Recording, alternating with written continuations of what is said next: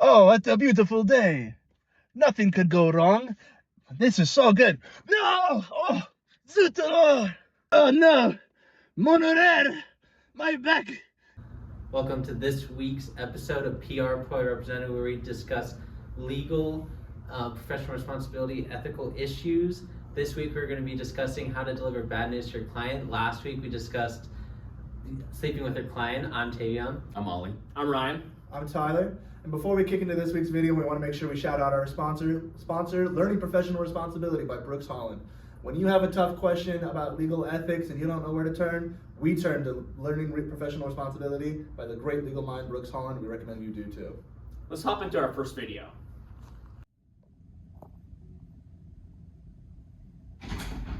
Mr. Pierre, thanks for coming in. Bonjour, merci. Yeah, I'm so sorry that you're hurting, but car accident cases are my specialty, and hopefully we can speed this up and get you paid. Oui, mon dos est very mal. Well, let's sit down. I'm coming to Italian now. Yeah. Merci. See. Got it, so back pain. That's usually a pretty straightforward case, which is good. What I'd like to do is to get an early sense of the damages. So what do you know this might be worth? Oh, oui, I need l'argent. I buy already sofa, tele. I think I pay later when money comes.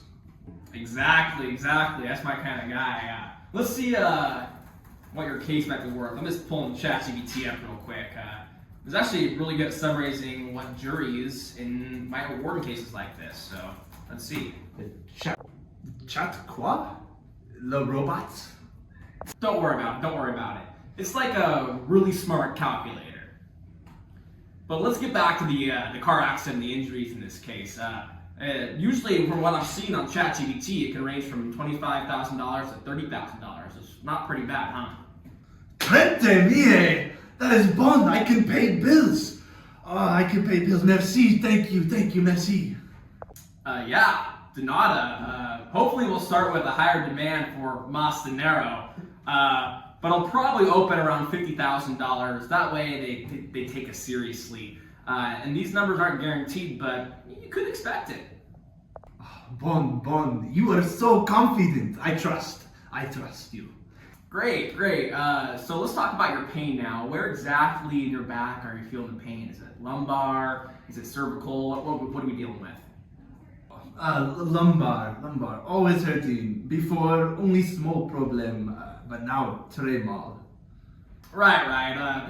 We'll just focus on the accident. Pre-existing stuff usually does not matter that much in these cases. It just kind of complicates things, but we're gonna keep your story clean. Car hits you, you get injured, and you're gonna get paid. Simple as that. Okay, but c'est vrai, before small, maintenant, much worse. You say 30 mille? Absolutely. Didn't quite sure if I heard everything there correctly, but you're looking at a pretty solid payout. I know that's what you care about. That way both of us can get paid, right? Wow, I love when our fans send such good videos like that in, because I already have a lot of ethical issues that I see right now. Oh yeah, I can't even wait. Right off the bat, I see a Rule 1.1 competence issue. I mean, that lawyer, he looks like he knows exactly what he's talking about. I believe he's done 1,000 of these cases before, but he's not asking the proper questions. There's no thoroughness, there's no preparedness.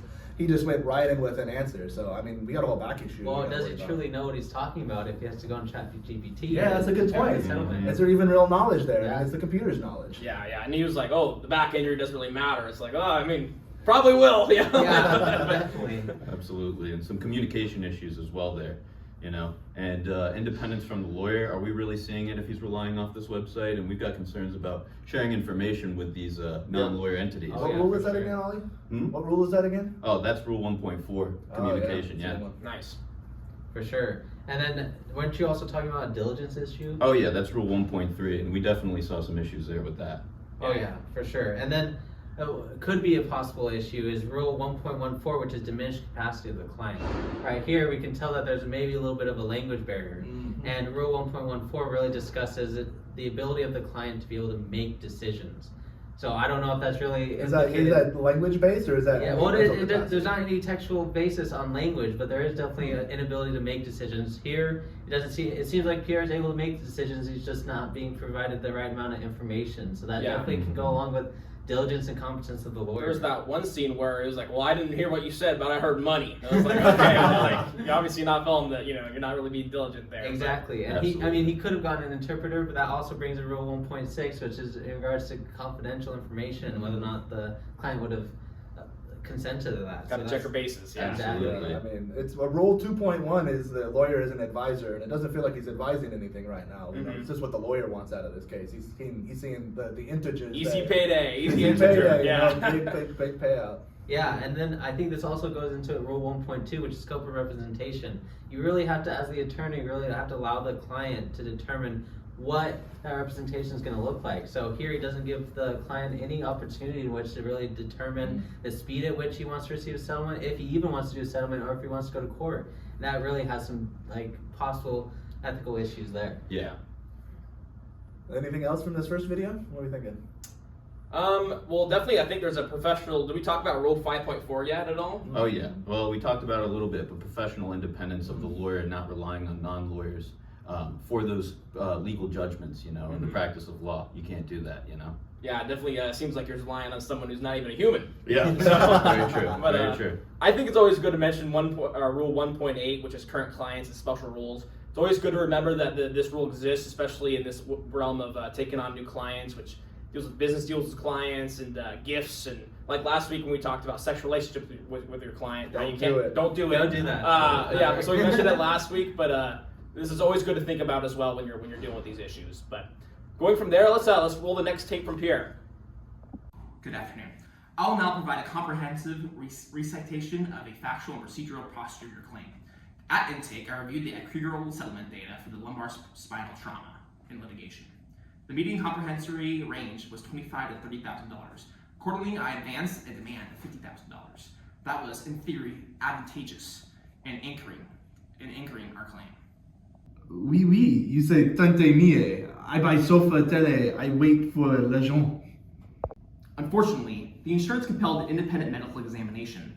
They retained an orthopedic specialist that conducted an elology of your symptomatology that was primarily degenerative and pre-existing, not causally attributed to the collision event. Accordingly, the integer that was overstated, and you will now likely only be receiving $2,000. 2,000? No, pas possible. You tell me 30. Je ne comprends pas. My dos hurts chaque jour. I cannot travailler, no salaire. Maintenant, just two. Yes, so $2,500. That's the quantification. You may accept or reject that offer. Those are exclusive binary options available currently. Binary options? What is this, Wall Street? Mon Dieu, you talk like a robot, like your chat GPT. S'il vous plaît, explain normal. How much pour moi? Dans la poche, pocket money, bills paid. Listen, as I stated in my previous meeting with you, I have already enumerated the chronology. Step 1, projection. Step 2, demand. Step 3, examination. Step 4, finality. The progression is logical and exhaustive. Logique? Pas logique. Sofa cost more than this offer. Sofa win, I lose. Incroyable. You are thorough, perhaps, oui, but useless pour moi. Look, I didn't catch all of that, but I'm thorough. Thorough. Poof. Thorough is très mauvais. When my dos est mal. Thorough. I'm broke. Wow! That was crazy. Oh my goodness. Those were some big words. Those were some big words. I don't think half of them were real. He made all those. He used I definitely ChatGPT didn't for those understand words. all of them, so. Yeah, I did not understand Oh that. man. Yeah, that attorney's talking very fast. He's wheeling and dealing. I'd love to see how he does the second time around with this, second video here. Hey, Pierre. So I talked to the insurance company the other day, and now look, it's not exactly the jackpot we've been looking for, but that's kind of negotiations are. It's a little bit of back and forth, give and get, but numbers bounce back, but we gotta keep it chill. Oui, you tell me 30,000. Combien maintenant? Right. So we got a doctor who's just not on our side right now. Basically, he said that your back pain was deja there before the crash. Total buzzkill, and maybe I was a little too optimistic at the start. but just trying to get your hopes up, you know? Je ne comprends pas. But okay. Combien? How much money? Look, I don't know French, but I know the word money, okay? And, well, it's less than a Honda Civic, but it's definitely more than 2 Costco hot dogs, if you know what I'm saying. But it's still a positive integer. But it's not the prettiest one, but hey, could have been worse. Hot dog? No, mon Dieu. Tell me les integers, s'il vous plaît, maintenant. All right. Let's think about this a little bit like poker. We start low, they counter, they move up. That's just how the game's done. It's their opening number. Okay, maybe I shouldn't jump so high with a number. I think with a $50,000 demand, but we don't know what they would have even said. But I probably should have checked every single detail first. That's on me. But hey, we're still in the game, right? Combien? Tell me maintenant. It's $22,500. Do me a 5? No! You say 30! I already spent l'argent. Sofa, tele, PlayStation 2. You lied to me! No trick. Just, I overshot it a little bit. I just wanted to fight hard for you, But turns out the case wasn't as strong as I thought. Look, $2,500 isn't great, but it's better than 0. And 0's the worst integer. My maison, fine. Mon wallet, 0. Yeah, wallet. Fair enough, but hey, maybe we could still squeeze out a little bit more. Not 30 mille, but maybe assess for the sofa and stuff. I'll make it up to you, I promise. Incroyable. Toujours des jokes, toujours des excuses. Oh my gosh! What the heck?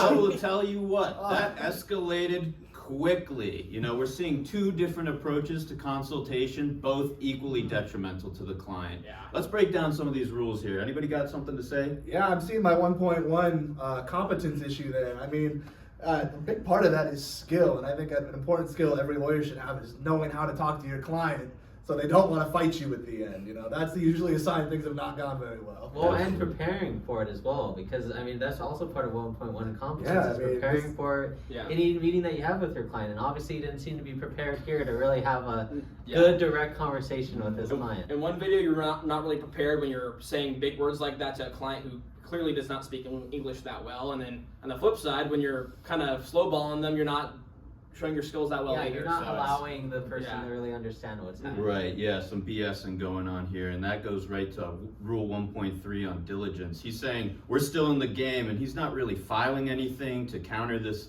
IME, that's an independent medical examination. There's not really a plan to get a rebuttal going. He just kind of, keels over and doesn't really, inform the client on the, on the issue or any plans going after that. Which really goes back into what we were saying before about him not asking any additional questions during the intake. Yeah, there's a thoroughness and a preparation there that he's clearly not showing. Exactly. Mm-hmm. And then I think that also goes into Rule 1.4. Weren't you saying something regarding the communication? Oh yeah, Rule 1.4 is all about communication, and here, you need informed consent from the client with important decisions that are laid out in Rule 1.0e. You need to consult with them, explain things, and respond to their questions. And here, he's coming with questions in both scenarios, and the attorney's going right over them and not really talking about them and just talking about money, making promises that he can't keep. And there's really no space for the client to be involved in these decision making. I see why he got pretty heated. I remember in the first intro video, it was, we're gonna just get you paid. And then in the over-examination, it was, I talked about these 4 steps that was not communicated at all, actually, in the first stage. Right. And then there was 0 communication in that last video you just watched either. It was just beating around the bush. Yeah, even explaining what ChatGPT was, he does a pretty poor job. He's just like, this is great, it's incredibly reliable. Yeah. That's not being genuine at all there. Yeah, exactly. And then going into 1.14, talking about diminished capacity again, it's obvious that Pierre has the intellect to really understand what's happening. The only issue here is that there's just that language barrier that's really occurring here. And then nowhere in the videos do you see the lawyer like ask or offer if we should get a translator, which probably would have helped a lot of things. Oh, yeah. Which again would implicate Rule 1.6, but that's still the decision of the client. That's not the decision of the lawyer just to skim over the ability for him to bring in someone. And I mean, if you can access ChatGPT, it could probably translate some stuff for you too, right? Like, Exactly. And I don't care what language you speak. Etiology, no idea what that means. We're using a lot of different. I'm pretty sure that word was made up. So. Yeah, that's fair. And then going like I was just saying a little bit about 1.2, which is scope of representation. That is up to the client to determine the representation, and this attorney here is not allowing the client to really like determine the way in which he's being represented. Yeah. It's like $2,000, take it or leave it. It was like, well, what happens if I leave it? I mean, like, I thought I had 30K in the bank, and now we're looking at $2,000. I mean, Yeah. he's obviously got expenses to pay for now. Oh yeah, I mean the sofa and the telly that he said he's going to The buy, or that PlayStation. he's already bought. Yeah. So he's obviously put his client into a really bad, like detrimental situation with all of this. Yeah. it's interesting to see it in two different scenarios too, where it's like both are communicating in two separate ways, but they're doing equally a poor job at communicating. They're both those violating things. their Rule 2.1, that lawyer as an advisor. They're not following that rule at all. Talk about that more. Yeah. They're not giving candid legal advice. They're not exercising the professional judgment in that thorough, prepared way, making sure their client knows exactly what's going on every step of the way. I mean, there's just that. I wouldn't want that advisor at all. I can see why Pierre got mad.